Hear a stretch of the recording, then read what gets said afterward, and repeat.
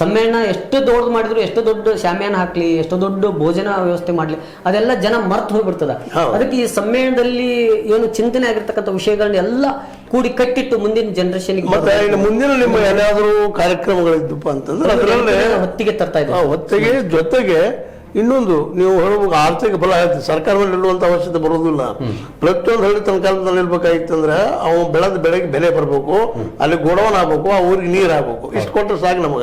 ನೀವು ನಮ್ಗೆ ಏನು ಮಾರ್ಗಗಳ ಅವಶ್ಯಕತೆ ಇಲ್ಲ.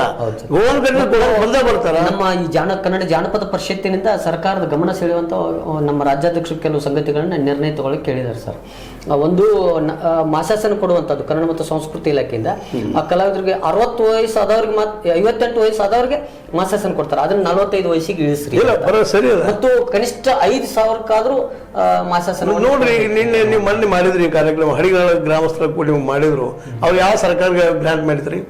ಯಾವ ಸರ್ಕಾರದವರು ನಮ್ಗೆ ಯಾವ 5 ಪೈಸಾ ಅನುದಾನ ಕೊಟ್ಟಿಲ್ಲ. ಮತ್ತೆ ಅಂದಾಗ ಅವ್ರು ಮಾಡಿರಲ್ಲ ಅಂದ್ರೆ ಹಳ್ಳಿಯಾಗ ಬಲಿಷ್ಠ ಆಯ್ತು ಅಂದ್ರೆ ಅವ್ರು ಬೆಳೆಗೆ ರೇಟ್ ಬಂದ್ರೆ ಅವ್ರು ಯಾವ ಸರ್ಕಾರ ಕೇಳ್ಕೋದ್ರೆ ಅವರ ಸರ್ಕಾರ. ಇದನ್ನ ಗಾಂಧೀಜಿಯವರು ಹೇಳ್ತಾ ಇದ್ದು, ಇದನ್ನ ಅಂಬೇಡ್ಕರ್ ಅವ್ರು ಹೇಳ್ತಾ ಇದ್ರು. ಈ ದಿಶೆಯಲ್ಲಿ ಮುಂದಿನ ದಿನಗಳಲ್ಲಿ ಕಾರ್ಯಕ್ರಮ ಹಮ್ಮಿಕೊಳ್ತಾ ಹೋಗ್ರಿ, ಇದನ್ನ ಜನರಲ್ಲಿ ಬಿತ್ತರಿ. ಅಂದಾಗ ಸಹಜವಾಗಿ ಯಾವ ಸಿದ್ದರಾಮಯ್ಯ ಹಾಗೆ ನೋಡುವ ಅವಶ್ಯಕತೆ ಇಲ್ಲ, ಯಾವ ಮೋದಿ ಹಾಗೆ ನೋಡುವ ಅವಶ್ಯಕತೆ ಇಲ್ಲ, ಇಲ್ಲ ಯಾವ ಮಿನಿಸ್ಟರ್ ಹಾಗೆ ನೋಡುವ ಅವಶ್ಯಕತೆ ಇಲ್ಲ. ಏನೂ ಇಲ್ಲದ ಹಡಗಿನಾಡಿನ ರೈತ ಸಮುದಾಯದವರು ನಿಮ್ಮನ್ನೆಲ್ಲ ಸಾಯಿಗೆ ಸಲುಹಿದ್ರು, ನಡೆಯುವಾಗ ಮಾಡಿದ್ರು.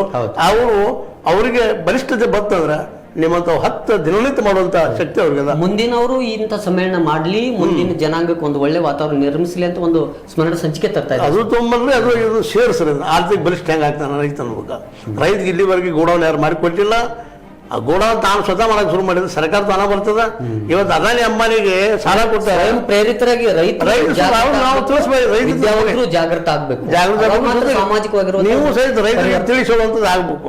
ಮನೆ ಮೇಲೆ ಅವ್ರು ಹಿರಿಯ ಖುಷಿ ಆದದ್ದು ಹೇಳಿದ ತಕ್ಷಣ ಹೌದು ಇದು ಭಾರಿ ಅದಲ್ರಿ ಅಂತೇಳಿ ಆ ದಿಶೆಯಲ್ಲಿ ನೀವು ಪ್ರಯತ್ನ ಮಾಡ್ರಿ ಅಂತ ಹೇಳ್ತಾ, ಆದ್ಮೇಲೆ ಇಲ್ಲಿವರೆಗೆ ನೀವು ನೋಡ್ತಾ ಇದ್ರಿ ಪ್ರಥಮ ಜಾನಪದ ಸಮ್ಮೇಳನವನ್ನು ಹಮ್ಮಿಕೊಂಡು ಮುಗಿಸಿ ಯಶಸ್ವಿ ಮಾಡಿ ಅದರ ಕರ್ತೃತ್ವ ಶಕ್ತಿಯನ್ನು ಬೆಳೆಸಿಕೊಂಡು ತಾವು ಬೆಳೆದು ಅನೇಕರನ್ನು ಬೆಳೆಸುವಂಥ ಕೆಲಸವನ್ನು ಮಾಡ್ತಿರುವಂಥ ನಮ್ಮ ಅಜಯಾನಂದ ಮಾದರವರು ಇವತ್ತು ಬಂದರು.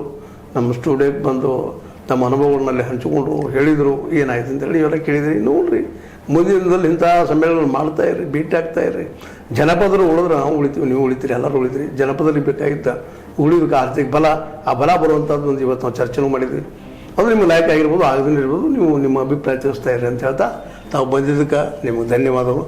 ಜೊತೆಗೆ ನೋಡ್ತಿರುವಂಥ ಎಲ್ಲ ವೀಕ್ಷಕರು ಧನ್ಯವಾದ ಹೇಳ್ತಾ, H16 ನ್ಯೂಸ್ ಅರ್ಥ ದೇಶ ತರ ಸತ್ಯ ಕೈಗೊಂಡು ವಂದನೆಗಳು.